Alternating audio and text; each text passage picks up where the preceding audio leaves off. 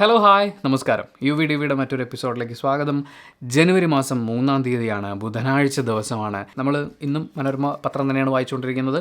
വരും ദിവസങ്ങളിൽ കൂടുതൽ പത്രങ്ങൾ ആഡ് ചെയ്യുന്നതായിരിക്കും.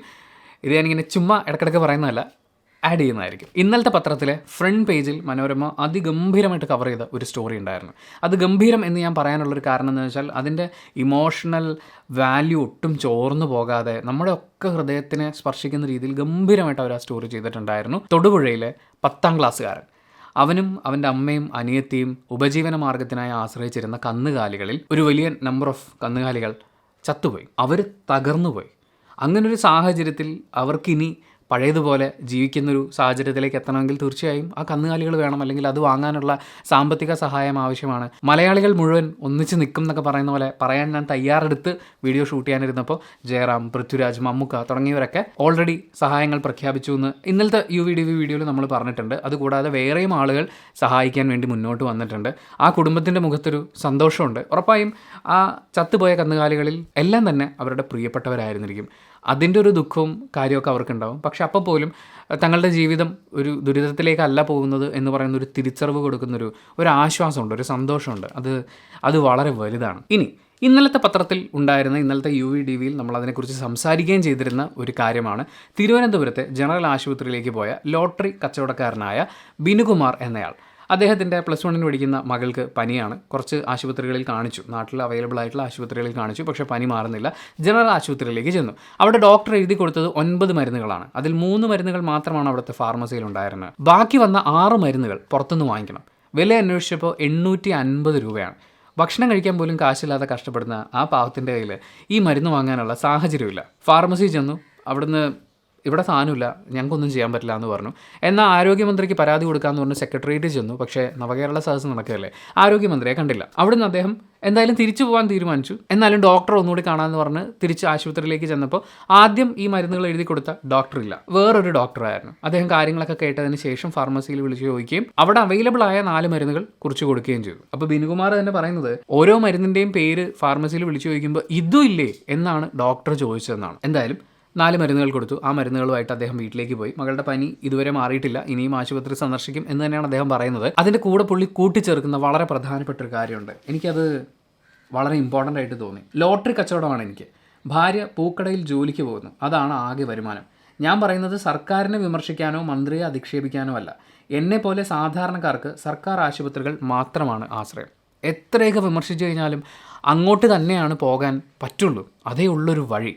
അങ്ങനെ നിൽക്കുന്ന നിസ്സഹായരായ ഒരുപാട് ആളുകൾക്ക് ഉപകാരമാണ് നമ്മുടെ സർക്കാർ ആശുപത്രികളും അതുവഴിയുള്ള ഫാർമസിയും അവിടെയുള്ള മറ്റ് സൗകര്യങ്ങളും ഒക്കെ. അപ്പോൾ അത് പ്രോപ്പറായി നടന്നു പോവുക എന്നുള്ളത്, അതിനു വേണ്ടുന്ന നടപടികൾ കൃത്യമായി കൈക്കൊള്ളുക എന്നുള്ളത്, അതിൽ കാലതാമസം വരുത്താതിരിക്കുക എന്നുള്ളത് ആരോഗ്യവകുപ്പിനെ സംബന്ധിച്ച് വളരെ വളരെ ഇമ്പോർട്ടൻ്റ് ആണ്. അതിന് മന്ത്രിയുടെ റെസ്പോൺസ് വന്നിട്ടുണ്ട്. മരുന്നുണ്ടായിട്ടും സാധാരണക്കാരെ ബുദ്ധിമുട്ടിക്കുന്ന ഒരു സാഹചര്യം ഉണ്ടായിട്ടുണ്ടെങ്കിൽ അതിന് റിപ്പോർട്ട് തരണം എന്ന് ആരോഗ്യവകുപ്പ് ഡയറക്ടറോട് പറഞ്ഞിട്ടുണ്ട്. ഡ്രഗ് ഡിസ്ട്രിബ്യൂഷൻ മാനേജ്മെൻറ്റ് സിസ്റ്റം പ്രകാരം തിരുവനന്തപുരം ജനറൽ ആശുപത്രിയിൽ നിർദ്ദേശിച്ച മരുന്നുകളെല്ലാം ഇന്നലെ രാവിലെ തന്നെ അവിടെ ഉണ്ടായിരുന്നു എന്ന് മന്ത്രി വിശദീകരിച്ചു. ഇല്ലാത്ത മരുന്നുകൾക്ക് പകരം ഉപയോഗിക്കാവുന്ന മരുന്നുകളും ലഭ്യമാണ്. സർക്കാരിൻ്റെ അവശ്യ മരുന്ന് പട്ടികയിൽ പെടാത്ത മരുന്നുകൾ ഡോക്ടർമാർ കുറിച്ചാൽ അത് ഫാർമസിയിൽ ഉണ്ടാകില്ല. അതിനാണ് മരുന്നുകളുടെ രാസനാമം കുറിക്കണമെന്ന് നിർദ്ദേശമുള്ളത്. ഇത് പാലിക്കപ്പെടാത്തതും ആൻറ്റിബയോട്ടിക് അനാവശ്യമായി കുറിക്കുന്നതും പരിശോധിക്കാൻ ഇപ്പോൾ പ്രിസ്ക്രിപ്ഷൻ ഓഡിറ്റ് മാസത്തിലൊരിക്കൽ കർശനമായി നടത്തണമെന്ന് ആശുപത്രികൾക്ക് നിർദ്ദേശം നൽകിയിട്ടുണ്ട്. ഇനി വാർത്തയിൽ പറയുന്ന ഈ കുറിപ്പടിയിലെ 9 മരുന്നുകളിൽ ആദ്യം 3 പിന്നീട് 4 മരുന്നുകൾ കിട്ടിയെന്ന് വിശദീകരണത്തിൽ പറയുന്നു. എന്നാൽ തലക്കെട്ട് മരുന്ന് എന്നാണ്. ഇതിൽ ഒരു മരുന്ന് എസൻഷ്യൽ ഡ്രഗ് ലിസ്റ്റിൽ ഇല്ലാത്തതാണ്.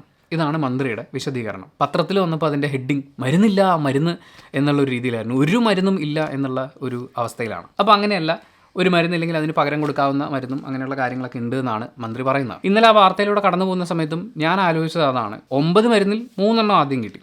പിന്നെയുള്ള 6 എണ്ണത്തിൽ 4 എണ്ണം വേറെ മരുന്ന് വെച്ച് മാനേജ് ചെയ്യാവുന്ന രീതിയിൽ രണ്ടാമത് കണ്ട ഡോക്ടർ കുറിച്ചു കൊടുത്തു. അപ്പോൾ ഇവിടെ എന്താണ് പ്രശ്നം ശരിക്കും? മരുന്നുകൾ ഇല്ല എന്നുള്ളതാണോ? പകരം കൊടുക്കാവുന്ന മരുന്നുകളെക്കുറിച്ച് ഈ കുറിപ്പെഴുതുന്ന ഡോക്ടർക്ക് അറിയാത്തതാണോ? ഫാർമസിയിൽ എന്താ ഉള്ളത് ഇല്ലാത്തത് എന്ന് ആരോഗ്യവകുപ്പ് അറിയാത്തതാണോ? എൻ്റെ വളരെ സിമ്പിളായിട്ടുള്ളൊരു ചോദ്യമാണ്.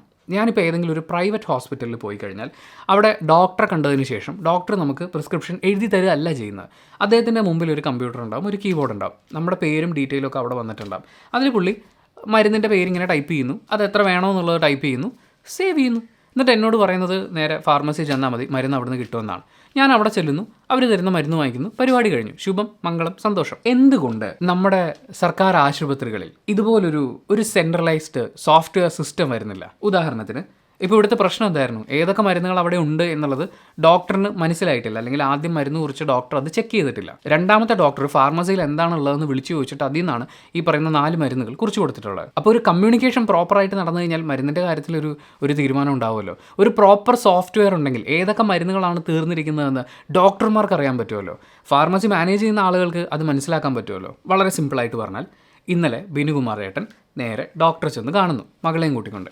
ഡോക്ടർ എന്ത് ചെയ്യുന്നു, എന്താണ് പ്രശ്നം എന്നൊക്കെ ചോദിച്ച് മനസ്സിലാക്കിയതിന് ശേഷം ഈ മരുന്ന് കൊടുക്കാം എന്ന് വിചാരിച്ച് ഒരു മരുന്നിൻ്റെ പേര് ടൈപ്പ് ചെയ്യുന്നു. അപ്പോൾ കമ്പ്യൂട്ടർ സ്ക്രീനിൽ ആ മരുന്നിൻ്റെ പേര് ടൈപ്പ് ചെയ്യുമ്പോൾ തന്നെ ഇത് സ്റ്റോക്കില്ല, സ്റ്റോക്ക് 00 എന്ന് എഴുതി കാണിക്കുന്നു. അപ്പോൾ നേരെ ബിനുകുമാർ ഏട്ടനോട് ചോദിക്കാം, ചേട്ടാ ഈ മരുന്ന് ഇവിടെ ഇല്ല, നിങ്ങൾക്കിത് പുറത്തുനിന്ന് വാങ്ങാൻ പറ്റുമോ? അപ്പോൾ അദ്ദേഹം പറയുകയാണ്, ഡോക്ടറെ എൻ്റെ കയ്യിൽ കാശൊന്നുമില്ല. അപ്പോൾ ശരി, നമുക്ക് അതിന് പറ്റിയ പകരം കൊടുക്കാവുന്ന മരുന്ന് ഇത് ടൈപ്പ് ചെയ്ത് നോക്കാം. അത് ടൈപ്പ് ചെയ്ത് നോക്കുമ്പോൾ അത് കുറച്ച് സ്റ്റോക്ക് ഉണ്ട്. ചേട്ടാ ഒരു കാര്യം ചെയ്യാൻ 2 ദിവസത്തേക്കുള്ള മരുന്ന് ഞാൻ എഴുതുന്നുണ്ട് എന്ന് പറഞ്ഞ് പരിപാടി കഴിഞ്ഞു. നേരെ ഫാർമസി ചെല്ലുക. അതായത് ഫാർമസിയിൽ എത്ര സ്റ്റോക്ക് ഉണ്ട് എന്നുള്ളത് കൃത്യമായി അപ്ഡേറ്റ് ചെയ്യുന്ന തരത്തിൽ മരുന്നുകൾ കുറിക്കുന്ന സമയത്ത് തന്നെ ഡോക്ടറിന് മനസ്സിലാവുന്ന രീതിയിൽ ഒരു സോഫ്റ്റ്വെയർ ഇതിനിടയിൽ ഉണ്ടായിരുന്നെങ്കിൽ നമ്മൾ ഈ വിവരസാങ്കേതിക രംഗത്തൊക്കെ വളരെ വലിയ കുതിച്ചാട്ടം നടത്തിക്കൊണ്ടിരിക്കുകയാണല്ലോ. സ്മാർട്ട് വരുന്നു, റെയിൽ വരുന്നു, ഫോൺ വരുന്നു, ഫൈബർ വരുന്നു, എന്തൊക്കെ വരുന്നു. അതിൻ്റെ കൂടെ ഒരു സോഫ്റ്റ്വെയറും കൂടി ഉണ്ടായിരുന്നെങ്കിൽ ഈ ചേട്ടനെ മാത്രമല്ല, നമ്മുടെ നാട്ടിലുള്ള കംപ്ലീറ്റ് ചേട്ടന്മാരുടെയും ചേച്ചിമാരുടെയും ഒക്കെ സർക്കാർ ആശുപത്രികളിൽ ചെല്ലുമ്പോഴുള്ള ഇതുപോലത്തെ കൺഫ്യൂഷൻസ് ഒഴിവാക്കാൻ പറ്റില്ലേ? ഇതെന്തപ്പം നടക്കാത്തത്? ഇത് മിക്കവാറും സംഭവിക്കാൻ പോകുന്നത് ഇങ്ങനെ കുറേ തവണ ഇടക്കിടയ്ക്ക് ഉണ്ടാകുന്നു, അങ്ങോട്ട് കത്തയക്കുന്നു, ഇങ്ങോട്ട് കത്തയക്കുന്നു, അത് വരുന്നു ഇത് വരുന്നു എന്ന് പറഞ്ഞ് മുന്നോട്ട് പോയിട്ട് കുറേ നാൾ കഴിയുമ്പോൾ ഒരു വലിയ പദ്ധതിയായിട്ട് കൊട്ടിഘോഷിച്ച് ആഘോഷമായിട്ട് വരും. പുതിയ സോഫ്റ്റ്വെയർ വരുന്നു, സോഫ്റ്റ്വെയറിന് തറക്കല്ലിടാൻ വേണ്ടി ഒരു പരിപാടി നടക്കുന്നു, സോഫ്റ്റ്വെയറിൻ്റെ അപ്ലോഡിങ്ങിനും പബ്ലിഷിങ്ങിനും വേണ്ടി മറ്റൊരു സംഭവം വരുന്നു. ഞാൻ പറയുന്നത് ഇതൊക്കെ വളരെ ഈസി ആയിട്ടുള്ളൊരു കാര്യമാണെന്നൊന്നുമല്ല. ഇങ്ങനെ ഒരു സോഫ്റ്റ്വെയർ വന്നു കഴിഞ്ഞാൽ ആ സോഫ്റ്റ്വെയർ അവിടെ ഇരിക്കുന്ന സ്റ്റാഫുകളെയും ഡോക്ടർമാരെയൊക്കെ പഠിപ്പിച്ചെടുക്കുക എന്ന് പറയുന്ന പ്രോസസ്സ് അടക്കം വലിയൊരു പണി ഇതിൻ്റെ പുറകിലുണ്ട്. പക്ഷേ ഒരു ടെൻഡർ വിളിച്ച് ഒരു പരിപാടി ഒന്ന് തുടങ്ങി വെച്ച് കഴിഞ്ഞാൽ, ഇപ്പോൾ ഇന്നലെ ഈ മനുഷ്യൻ ജനറൽ ആശുപത്രിയിൽ നിന്ന് സെക്രട്ടേറിയറ്റ് വരെ പോയി, അവിടുന്ന് തിരിച്ച് വീണ്ടും ജനറൽ ആശുപത്രിയിൽ വന്ന് പനിയുള്ളൊരു കൊച്ചുമായിട്ടല്ലേ ഈ മനുഷ്യൻ യാത്ര ചെയ്യുന്നത്? അതൊരു പഠിക്കുന്ന കുട്ടി. അത്തരം സാഹചര്യങ്ങൾ ഒഴിവാക്കപ്പെടേണ്ടതല്ലേ? ദൗർഭാഗ്യകരമെന്നേ പറയാനുള്ളൂ എന്ന് വേണമെങ്കിൽ നമുക്ക് പറയാം. പക്ഷേ അതൊന്നുമല്ല. ഇങ്ങനൊരു സൊല്യൂഷൻ അവിടെ ഉണ്ട്. എല്ലാ ആശുപത്രികളും ചെയ്യുന്ന ഒരു സൊല്യൂഷൻ അവിടെ ഉണ്ട്. പിന്നെ മനോരമ നമ്മുടെ ഫാർമസികളിലൊക്കെ അവൈലബിൾ അല്ലാത്ത പ്രാഥമിക ആരോഗ്യ കേന്ദ്രങ്ങൾ മുതൽ മെഡിക്കൽ കോളേജ് ആശുപത്രികളിൽ വരെ മരുന്ന് ക്ഷാമം ഉണ്ട് എന്ന് പറഞ്ഞ് ക്ഷാമമുള്ള മരുന്നുകളുടെ ഒരു ലിസ്റ്റ് കൊടുത്തിട്ടുണ്ട്. അപ്പോൾ സ്റ്റോക്ക് ഉള്ളതും ഇല്ലാത്തതും ഒക്കെ ഡോക്ടറിന് മനസ്സിലാക്കാൻ പറ്റുമെങ്കിൽ ഡോക്ടർ ടൈപ്പ് ചെയ്യുന്ന സമയത്ത് തന്നെ ആ പ്രശ്നം തീർന്നല്ലോ. ഇനിയിപ്പോൾ പുറത്തുനിന്ന് അർജൻറ്റായിട്ട് വാങ്ങിയേ പറ്റൂ എന്നുള്ള മരുന്ന് അദ്ദേഹം എഴുതി കൊടുക്കട്ടെ. പക്ഷേ ഈ സൊല്യൂഷനെ കുറിച്ചൊന്നും എവിടെയും ചർച്ചകളൊന്നുമില്ല കേട്ടോ. ഇനി മറ്റേ അവൻ്റെ വരവാണ് എന്ന് പറയുന്നത് പോലെ ഈ സർക്കാർ ആശുപത്രികളിലെ പ്രശ്നങ്ങളെക്കുറിച്ചുള്ള ഒരു സീരീസ് ആയിരിക്കും വരും ദിവസങ്ങളിൽ ചിലപ്പോൾ നമ്മളെ കാത്തിരിക്കുന്നത്. പിന്നെ മറ്റൊരു പ്രധാനപ്പെട്ട കാര്യം, നാളെ മുതൽ കൊല്ലത്ത് സംസ്ഥാന സ്കൂൾ കലോത്സവം ആരംഭിക്കുകയാണ്. അപ്പോൾ ഈ സംസ്ഥാന സ്കൂൾ കലോത്സവത്തിൻ്റെ വേദികളായി കൊടുത്തിട്ടുള്ള സ്ഥലങ്ങൾ, അതിനോട് ചേർന്നുള്ള റോഡുകൾ, അവിടെയൊക്കെ അത്യാവശ്യം നല്ല തിരക്ക് ഉണ്ടാവാനുള്ള സാധ്യതയൊക്കെ ഉണ്ട്. മാത്രമല്ല കൊച്ചു കുട്ടികളൊക്കെ ഒരുപാട് വരുന്ന ഒരു പരിപാടിയൊക്കെയാണ്. അപ്പോൾ ആളുകൾ അങ്ങോട്ടും ഇങ്ങോട്ടും റോഡ് ക്രോസ് ചെയ്യുമ്പോഴും ഒക്കെ ആളുകളല്ലേ, അവർ ചിലപ്പോൾ ശ്രദ്ധയില്ലാതെ വന്നേക്കാം, ചിലപ്പോൾ ചെസ് നമ്പർ വിളിക്കുന്ന ടെൻഷനിൽ ഒരു കുട്ടി ഓടി വരുന്നതായിരിക്കാം. അങ്ങനെയൊക്കെയുള്ള പല കാര്യങ്ങളും ഉണ്ടാവാം. അപ്പോൾ റോഡിലൂടെ വാഹനം ഓടിച്ചു പോകുന്ന സമയത്ത് ഈ ഇവൻ്റ് നടക്കുന്ന പ്രദേശത്തൂടെയൊക്കെയാണ് പോകുന്നതെങ്കിൽ സ്പീഡൊന്ന് കുറച്ച് പോകുന്നത് വളരെ നന്നായിരിക്കും. എനിക്കറിയാം കൊല്ലംകാർ കലാകാരന്മാരോട് വളരെ സ്നേഹമുള്ള, അവർ നന്നായി പരിചരിക്കുന്ന നാടാണെന്ന്. എന്നാലും ഞാൻ ജസ്റ്റ് ഒന്ന് ഓർമ്മിപ്പിച്ചു എന്നേ ഉള്ളൂ, നമ്മളിപ്പോൾ പറഞ്ഞിട്ടില്ല എന്ന് വേണ്ടല്ലോ. പിന്നെ തീരാതെ തുടരുന്ന ഒരു പിണക്കത്തിൻ്റെ കഥയും കൂടിയുണ്ട്. നമ്മുടെ മുഖ്യമന്ത്രി പിണറായി വിജയൻ പൗരപ്രമുഖർക്കായി ഒരുക്കുന്ന ക്രിസ്മസ് പുതുവത്സര വിരുന്ന് ഇന്നാണ്. ഉച്ചയ്ക്ക് നടക്കുന്ന വിരുന്നിലേക്ക് ഗവർണർ ആരിഫ് മുഹമ്മദ് ഖാനെ ക്ഷണിച്ചിട്ടില്ല. അദ്ദേഹം തലസ്ഥാനത്തുണ്ട്. ഈ ഒരു സംഭവം ഞാൻ വായിക്കുമ്പോഴും ഇത് ഷൂട്ട് ചെയ്യുമ്പോഴും എഡിറ്റ് ചെയ്യുമ്പോഴും ഓൾറെഡി ഈ പരിപാടി നടക്കേണ്ട സമയം കഴിഞ്ഞിട്ടുണ്ട്. ഇനി അദ്ദേഹം വന്നു പോയിട്ടുണ്ടോ എന്നെനിക്കറിയില്ല. പക്ഷേ ഒരു പിണക്കിങ്ങനെ നീട്ടി കൊണ്ടുപോകുന്നതിനേക്കാൾ നമ്മൾ നമ്മുടെ ഒരു നിലവാരം കാണിക്കുക എന്ന് പറയില്ലേ. നിങ്ങൾ എന്നോട് പിണങ്ങിയിരുന്നോളൂ, പക്ഷേ എനിക്ക് നിങ്ങളോട് പിണക്കമൊന്നുമില്ല. നിങ്ങളത് പറഞ്ഞു, നിങ്ങൾ നിങ്ങളുടെ തെറ്റ് തിരിച്ചറിഞ്ഞ് തിരുത്തിയാൽ മതി എന്ന് പറയുന്നത് അത് ഭയങ്കര ബ്യൂട്ടിഫുൾ ആയിരിക്കില്ലേ. ഇനി അടുത്തൊരു കാര്യവും മെഡിക്കൽ രംഗത്തുനിന്ന് തന്നെയുള്ളതാണ്.